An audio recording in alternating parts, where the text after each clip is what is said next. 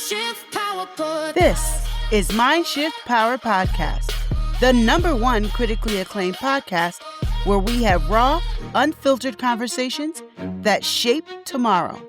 I'm your host, Fatima Bey The MindShifter. And welcome, everyone. Today we have with us Randi-Lee Bowslaugh. She is out of Ontario, Canada. She's an author, a YouTube host, a mental health advocate, and she's hilarious. How are you doing today, Randy? I'm good. No one's ever described me as hilarious before. I like it. Oh, well, I had an off-air conversation with you, so I already know. This is very true. But what we're going to talk about today is not really hilarious. I like to dive right in. So I'm going to go right into the conversation. So, Randy, you spent more than half your life fighting depression without knowing you're actually autistic because you were diagnosed with it later on in life. Can you tell us about that? Yeah, so it was so much fun finding out.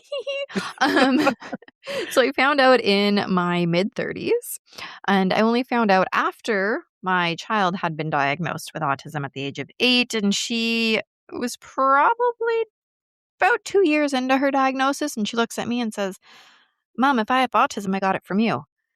What? Flashback. Oh, yeah. If I got it, I got it from you. And then just went back to watching TV like she didn't just drop a bombshell. So I Wow. was like, okay, yeah. And I go and I get diagnosed. And I went, wow, my life makes sense. So Wow. growing up, I mean, I was kind of, I would say a typical child, but clearly not. But, things were normalish as a kid. You know, I played with my cousins. I liked to play Barbies, go climb trees, all that stuff. And then as you get older, that's when discrepancies happen. This is when, and I saw this a lot with my kid too. And looking back, I'm like, oh my gosh, yep, that's my life. And so you get older. And your friends are getting older, and your friends are starting to say, like boys, because they're teenagers. And you're like, but I want to stay home and play Barbies. Mhm. And so trying to wrap my head around why they wanted to go out, why they were staying up like 'cause 10 o'clock, that is bedtime. It has always been bedtime. It is still bedtime. But they would be going out and staying out late or, staying out past curfew. My mom never gave me a real curfew because, again, I just liked being in bed by 10, so I didn't need one. But, people would be lying to their parents. I'm like, why? What is the purpose of this? Right? So Mhm. it was really hard being a teenager because, first off, every teenager, y'all know that growing up is hard and trying to figure out who you are and how you fit into the world is hard. Yes. Then you add that layer of, I don't understand what you're saying. I don't understand why you want to go do these things or why you want to date somebody and hold hands, like touching. And so that just adds another layer. I don't understand myself. I don't understand the world. Now I'm depressed. And so for the longest time, I was super depressed, especially as a teenager. Thought about suicide. I had plans. Mhm. I had plans. Not good plans, but I had plans. And it wasn't until actually I was in college that I went, oh, that's depression. Not everyone hates themselves. Got it. So it was very enlightening, to go back to your question. It was very enlightening to finally find out that I'm actually autistic, not just depressed. Not just depressed, not just a weirdo, not just strange, not just abnormal, right? Mm-hmm. And a lot of other words. Exactly. Well, yeah, I mean, I say that because I've talked about autism before, but I think people who are listening right now, some of them feel that way. And they think that there's something dramatically wrong with them. And it's like, there really isn't. Now, me personally, I see autistic people as gifted, not I don't see them as disability. And a lot of people disagree with me. They have that you all have that title, blah blah blah. And I'm just like, you're just people who think differently. Like I don't see you guys as a bunch of weirdos. I just see you as people whose brains are wired differently. But I like being a weirdo. And for me anyway, but that's just how I personally feel. Having learned a lot from people like you, you guys have taught me a lot.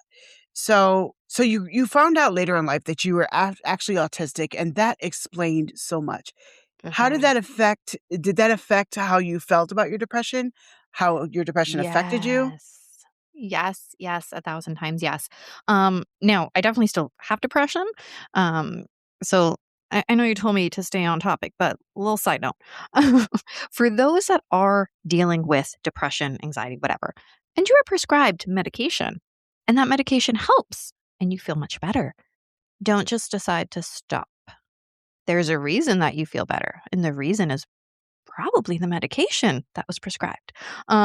I Yes. say this because I felt much better with my depression and went, oh, I don't need this anymore, and stopped and got severely ill and super depressed again. Oh, So I like to always add that side note in that okay. talk to your doctor because, yeah, it's not good.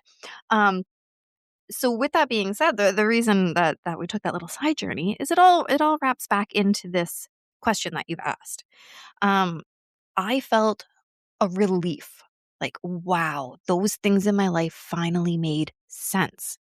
And you said it, oh, you're not just a weirdo. And before I used to not like being called a weirdo. Now I Mhm. embrace the word weirdo. Actually, not so much weirdo. I like the word crazy. Some people hate that. I call myself crazy all the Or I call time, myself crazy all the time too. right? And I love it. Um, because I'm very quirky. I'm very out there. I'm very animated. Y'all can't see me. However, I am still talking with my hands because that's what I do. Um, so having that diagnosis made my life make sense, which then made me go, oh, things are okay. Now I still have depression. I still take my antidepressants and they are fabulous, but I'm okay with myself now. And when I have a Mm. problem, I don't just go, oh my gosh, I don't know. And I'm just going to try and people please and I'm going to try and mask and I'm going to try and fit in. Teenagers, that was not fun at all. Back I then. wanna add in something that I meant to say at the Yes. beginning, and I didn't add it to my notes, that I discovered because I really didn't know this until I started diving into, learning more about, people with autism, that depression is very, very, very, very common Mhm. with people. I don't remember what the percentage is, it's really, really high though, for something like 80% or something like that, It's very high, yeah. of people with autism usually experience depression. And that's probably why I wanted to have you come on because I really want people to understand why, not just chemically why, because Yeah. we can read a science book to understand the chemistry, but some of what you just explained is partly why, because you feel like, like what you just described, what you feel like, and it's hard to kind of look up to the world if you're so down. Your Mhm. chemistry can change after a while if that persists. That's another conversation, Mhm. but Yeah. the chemistry can change if that persists, and then that's when the medication works. Um, Exactly. so let's take a deeper dive into a piece of that. A lot of teens today are exhausted from pretending they're Mhm. okay, like, really pretending they're okay.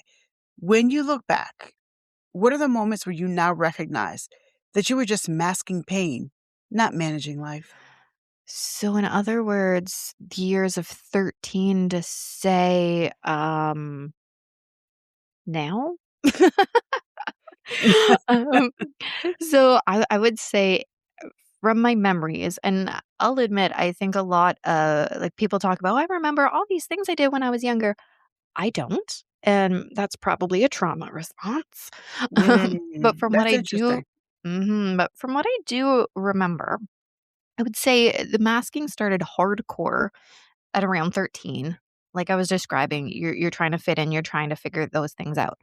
But Right. when I search back even younger, I can remember things that were still masking in elementary school. Um, things that people would say, "Oh, we're gonna go have a summer party," and okay, sure, I'll do it. And again, I want to be asleep at 10, and well, probably when I was younger and earlier, and everybody's like, "Let's stay up all night." I'm like, "Okay, sure." um, so trying to fit in has always been difficult, but again, that when you're a teenager, that's when you're expected to know who you are. That's not even close to reality. So masking is absolutely exhausting when you are spending 6 hours a day at school. Because I'm going to say masking generally happens around the school day because that's when you're around the most amount of people. And that's when you want to put up the facade of, yes, I fit into this group that I have decided I fit in with. Um, and it's exhausting to pretend to be someone else all day long. It is absolutely exhausting. And then you come home to a safe place, ideally. And that's when hopefully you can just let it go and let the mask down. But that's also when meltdowns happen because you're around people that should be loving. And I say that because I know some homes are not. I mean, when I was a Right, teenager, I'd right. go home and my stepdad was a complete alcoholic. So you never knew what you were walking into. Yeah, Again, maybe another story. Um, but ideally, when you go home, you can release that mask and you feel completely different. And you might have some meltdowns. I definitely did. yeah. And I think there's a lot of people listening right now who they can relate to everything you just said because they're experiencing that right now. Hmm. Um, so you've lived through depression, chronic pain, cancer, and a late autism diagnosis. What do you wish teens understood about the difference between being tired and being emotionally worn down from carrying too much for too long? Oh, there's so much, guys. There's so much. I'm going to say, and I'll probably give a longer answer after, but the boiled down point of everything I'm going to ramble on about is being tired. You go to sleep, you get your 8 hours, you wake up and you feel refreshed. Mm, Being exhausted from doing all the things, from masking, from dealing with your emotions, just dealing with life as a whole. Exhausted is you get your 8 hours and you're still tired the next day. That's a great indication that you are overexhausted from emotions, not just tired for sleep. Um, like I and said, I'm that's an gonna excellent yeah, detail. Excellent detail. thank you. So other things that can show that to you, right? Because I mean, I want everybody listening to know that because it's hard as a kid, as a teenager, it's hard to know the difference. I only can tell you the difference because I've lived it for far too many years. So as a teenager, I wouldn't have known. But if you're waking up the next day and you're still exhausted, maybe take a moment and write down what you're feeling. Write down all the crap that's been going on. Because honestly, and I used to think this was like, you know, hocus pocus crap. But Mhm. if you write it down and it's out of your brain, it really does help to make you feel better because you're not holding it in anymore. It's huge. And I mean like physically writing with a pen and paper, ideally, because it's the not just getting the thoughts out, but it's the physical motion of creating the words as well. Now, I know not everybody can. I mean, my kid, she's got such fine motor issues that won't help. So, I mean, if you have to do a computer, if you have to do speech to text, do it. Right, right. But if you can, pen and paper is the way to go. Um, but watch yourselves for signs. If you are standing in a group of people, and I remember this so vividly in high school, I was at school, my best friend at the time, um, that's a whole other story, but I masked so hard and I look back and go, "Why were we ever friends?" But I remember I was standing there and she came up and she asked me something. I don't remember the question, but I remember the feelings because this is what life is. We remember emotions. She asked me something and I go, "What are you talking about?" She goes, "You said we were going to go wherever it was, like to the mall or something. You said we were gonna go out after school today." I literally stopped and looked at her and I was thinking, I go, "I don't remember the last week." Like it was a blank in my brain at that time. Like now I'm saying I don't remember things as a kid because of trauma response, but that entire week, I don't remember. And I was living it at the time. And again, I can look back and say that's a trauma response. So if you are Mm. talking to someone, if you are going through a moment and you're looking back going, I literally don't remember what the hell happened yesterday, 2 days ago, whatever. Like it's a complete blank in your brain. That's going to be a sign that you're emotionally exhausted and something's going on. You know what, Randy? You just really explained this so well. That's it. Oh my god, this is an excellent example. I promise you, there are 1,000 people listening to this right now who just really clicked with what you just said. And they won't say it out loud. They won't admit it to anybody because they don't want people to think they're crazy, but they've experienced that. And oh, yeah, there's such a big difference between being tired and being exhausted. And when sleep doesn't, and this is true about a lot of things, not just what we're talking about in particular, Mhm. if sleep doesn't solve the problem, then it's not the problem. You gotta find Yep. out what actually is the problem. And Mhm. usually it is something mental or emotional, usually emotional. You have a motto that says, "Never let too tired keep you down." But there's a deeper story behind that. What does too tired really mean for someone who has spent their whole life pushing through invisible battles? So this is actually a funny story where it came from, and then we'll say why I kept it going. So I was a kickboxer. Like competed. I was a national champ Oh, actually, wow. Canada. I competed internationally a couple times. Like I was a really high level athlete. Um, and we were watching my teammates and I we were watching a tournament, and this guy comes out and he's so buff and ripped abs and big strong arms, and we're like, oh dang, all right. And then his opponent comes out, and this is the over 200-pound category, these big guys. The guy comes out and he's got kind of like a beer belly going on or whatever. We're like, where are we putting our money on, right? And the guy that was completely jacked and ripped, um, kept falling down. Now, he wasn't falling down because he was being punched so hard he was falling down. He was falling down because he was tired. You could Oh, see wow. it. You could see that he was getting exhausted, and so to give himself that little break he needed to catch his breath, he would fall down. Oh, wow. And that's when me and my teammates all started talking about, "Oh my gosh, he's too tired. Why is he so tired? He hasn't been working on his cardio," right? And we're all whispering. Um, Yeah. Safe to say he lost and the other guy won. And first off, side note, appearances clearly do not match what our thoughts are. So Mhm. never judge a person by the skin they're in. Um Anyways, back to your question. And so that's where that motto came from. Don't tap out too tired is what we started saying in training. And so then I started adopting it just in life because yes, it worked in training. Oh my gosh, I'm so tired. And then, your teammate would say, oh, don't tap out. Don't tap out. And because we were referring to that fight. And we're like, okay, I got this. Another 2 minutes. I got this. You can do anything for 2 minutes. Because that's how long the rounds were. And then you got your break and you got to go again. So starting to adopt that into life is taking it and going, oh my gosh, I don't want to keep going, especially when you're depressed. I just want to. For me, and do not do this. Okay, here's my disclaimer: do not do this. I just want to jump off a bridge. Actually, drive my car off a bridge. That was my go-to, my plan. Mhm. And it was though. Then that little voice in my head. Well, don't tap out to tired. Do not do that. It's like, okay, fine. Even though I'm emotionally Mm. exhausted, even though my brain is telling me I'm the worst person in the world, even though all of these things are going on, my body is wanting to kill me, like from the cancer and stuff. Don't tap out to tired. And it's exhausting. But that's really what it came down to is life will throw everything at you. But you just have to take one moment. I know in like AA and stuff, they'll say one day at a time. I started saying one minute at a time because 1 minute was all I could handle. Mm. You know what I hear you saying, there is that,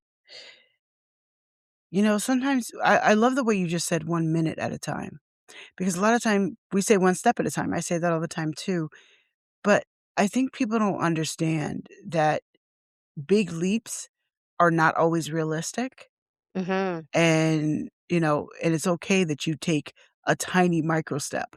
That's still a step. It's still movement. It's still movement towards what you need to move towards growth. And one day at a time, one step at a time, 1 minute at a time is how we move forward and how we begin the process of getting over what we've been under, Yeah.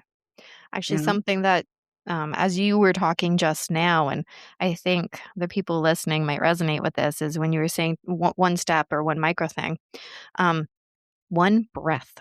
It doesn't even have to be a movement Mhm. forward. One breath equals movement forward in life, right? One breath can bring us back to the moment, but one breath also means where's the next breath and the next breath, and that means living. You can't be dead if you're breathing. So one more breath.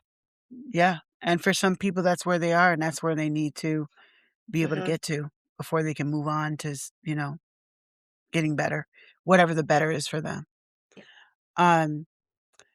So for the young woman or the young man listening who feels overwhelmed, misunderstood, or like they're failing at being normal, what is something you want them to know right now? Short answer, normal is overrated. So I mean, I talked about it. I spent a lot of time masking growing up, especially as a teenager, because that's when you want to fit in the most. Mhm. And I spent a lot of time thinking I need to be normal. I need to fit into this mold. Okay, this is what this person is doing. Therefore, I must do this. Oh, people like this kind of outfit. I need to wear this kind of outfit. And now that I have freed myself, I guess, in a sense, um, I don't care what they think. Now, it's not to say in a mean way, because I do like to be complimented at work when somebody's like, "Oh, thank you." I'll be like, "Compliments and cookies, please." That's what I like to be paid in, compliments and cookies. So, it's okay to want to fit in. However, just know that maybe you're not meant to fit in with those people. Maybe you're meant to fit in with someone else. Mm. That's something I've very much learned as an adult, which I really wish I would have known as a kid, or as a teenager, because now that I've realized that, the friends I have are amazing. They get me. When I'm like, "Guys, I'm bailing on our hangout tonight because I am just so exhausted," they're like, "Ooh, girl, okay. Text me later and we'll make other plans." Whereas when I was trying to fit in with a group of people that were not my people, were not meant for me, it was, "Oh my gosh, I'm so exhausted, but if I don't go, they're gonna be upset with me. If I don't go, then they're gonna make fun of me." And so I would push through, and that's not okay. So being normal, mm-mm, be you. You will eventually find your people. Maybe you don't have them right now, but you will find them. So be you. So what you're saying is they shouldn't try to be normal. No, normal is so overrated. Be out of the box. People like to say you have to fit in the box. I say, I burn that box down. So if they shouldn't be normal, then who should they be? Themselves. Yes. And here's the thing. Many of you listening right now, you know you're in that struggle of trying to be normal, trying to fit in with everyone else. Be yourself is the truth. But I also want to say being yourself is a discovery zone. You don't just Oh. know who you are born out the womb. I know who I is, and I's going to be like that for the rest of my life. Nobody comes out the womb saying that. You have to discover, and it is okay that if you don't know who that is yet, okay, that's where you are. That's fine. No judgment here. Find Yeah. out. Figure it out. It's The really fun effort, too. the effort is how you get there. It's not magical. No one's going to say, this is how you find yourself. ABC 1, 2, 3. Some of That's those when little you formulas, end up depressed. for real, because Mhm. nobody fits into those. Some of those formulas can work when you're at a certain point, but you need to discover who you are, because once you discover who you are, you don't care what anybody else thinks. You do Mhm. not care. And I want to point this out to the audience because you just heard it through Randy's story. She didn't know who she was. She was masking hard. She was pretending. Once she discovered, oh my God, I'm autistic. That's why this, that's why that. It explains everything. She began to know and she began to know who she is. That's why she doesn't give a crap what you think about her right now. Mhm. And I can say the same thing about my story. I'm not autistic, but I have a lot of stories similar to Randy, actually. Some of the principles, anyway. And knowing who I am is why I'm able to be confident and say and do some of the stuff I say now. I'm very public. If you Google my name, I'm like the whole first 3 pages of Google. Oh, me And too. I because we're awesome. And Mhm. but I can do that now because I'm confident. I know who I am. And because I know who I am, I don't need you to define who I am. I don't care if I fit in with you. And many of you listen want to get to that point. And if you listen to what Randy is saying about being yourself and discovering who you are, you can get to the point where she is too. And especially for you people that are neurodivergent, no matter what label they slapped on you or didn't slap on you. Mhm. Because Mhm. I don't really care about the labels as much as I care about the content. So that's why I say it that way. But um, so what advice do you have for the youth of the world today? Oof, everything I've already said. I would say the biggest thing is live. Live the life you want to live. Don't live the life that somebody else wants for you. Now, I mean, in that, don't just be like, "Oh, that girl Randy, she told me that I didn't have to listen to you, mom, dad." If they're giving you reasonable boundaries, please do listen to them. As a parent, Yes. and I know I'm not talking to adults today, but as a parent, I only set reasonable expectations for my teen, and my teen hates it. However, we do it for a good reason. So, for the teens out there listening, within reasonable boundaries and legal things, live for you and figure out who you are. Try different things. Yes. Explore, right? You're not going to, and I mean, Fatima said it perfectly. You don't come out the womb knowing exactly who you is. Therefore, make sure that you explore, you find new things, you try, you fail. Failing is really, really sucky at the time, but failing is amazing after discovering, oh, that didn't work. If I try this, oh, look, it did work. It's great. So try things, fail at things, succeed at things, try different things you've never even thought you might like. Try them. Because at this time, when you are a teenager, at this pivotal moment, you are deciding who you are. Don't let other people box you in. Try different things and figure out who you are. Do not just go one direction and this is the only way to go. There's so many. So open your mind up to all of the different possibilities out there. I want to add something on top of that. For those who are listening right now, if you recognize some of what we've talked about, and I've had other episodes where I'm talking about autism and or neurodivergence, go get tested. If Yes. you think you might be autistic, please, please, please, if you recognize some of the things that we've talked about in this and other episodes, please go get tested because it can only help you.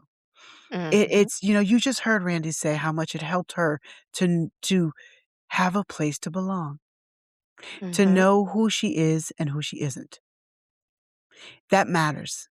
And for some of you right now, you're going through things and you're feeling like you're weird and you're stupid and you're dumb or whatever negative thing about yourself. You might simply need a diagnosis so you know where to put it and move forward. Mm-hmm. You have anything else to add, Randy? I mean, I could talk to you for hours and hours more. I I will say only because I say this ending my show every day. It's my other slogan other than my life motto of don't tap out too tired. My slogan is the only way to end the stigma of mental health is to speak openly and honestly. And speaking to teenagers right now, your generation has the opportunity to change what stigma is. So Yes, you don't do. don't be scared to speak openly. Don't be scared to be honest. Now, there's appropriate times and places, especially if you are worried. Pick and choose. I'm not saying you have to be loud like we are. Um, but don't be quiet because quiet is what puts us in a box and quiet is what makes us mask and get depressed. So be Quiet open, is be one of the honest. best miracle grows for all your problems. Just saying. Yes. It's like, "Ooh, secrets and quiet. Let's make that problem bigger." Pour it right on. And it's a Exactly. miracle grow, so it helps things to get worse. Yeah. Well, Randy, tell everyone where they can find you, where they can find your podcast. Yeah. So I mean, if you just Google Randi-Lee Bowslaugh, you'll find lots and lots. But my website is rbwriting.ca. If you search me up on Amazon, you'll find all of my books, lots of them about the topics we've been talking about. So if any of them resonated with you, you can dig a little deeper and get those. I would highly suggest the book Embracing Me based on the topics that we've talked about today. And then my YouTube channel, it's called The Right or Die Show. All right. And there will be links to all of that on the podcast page. So make sure you go to her podcast page on my website, because that's where I will link every single one of those, so that you all can take a look and listen to her podcast. And she takes a much deeper dive. We've only touched the surface, actually, in this episode. We've only touched the surface of a lot of stuff that she dives into. So I do recommend that you go take a look and hear things from her perspective, because even if you're not a person in the spectrum, there's still something to learn. So thank you, Randi, for coming on. I really enjoyed talking to you. Thank you so much for having me. And now for a mind-shifting moment. I want to take a moment to focus on something we just touched on in this episode. Many of you listening are feeling alone, maybe lonely, maybe isolated, because you don't fit in. There are so many of you that don't fit in with your surroundings, with the people in your town, the people at your school, maybe the people in your neighborhood, maybe even the people in your family. But I want to say to you this: you do not need to fit in. Everybody doesn't need to accept you. Everybody doesn't need to understand you. Everybody doesn't even need to like you. But I can promise you this: you do have people out there who actually do understand you. They might not be in your neighborhood, your school, your family, but they are out there. There are people, no matter who you are, who actually understand you. Find them. You do not have to be alone. You really don't. You really aren't alone unless you choose to be. Someone else out there who's feeling just like you actually understands you. You just need to find each other.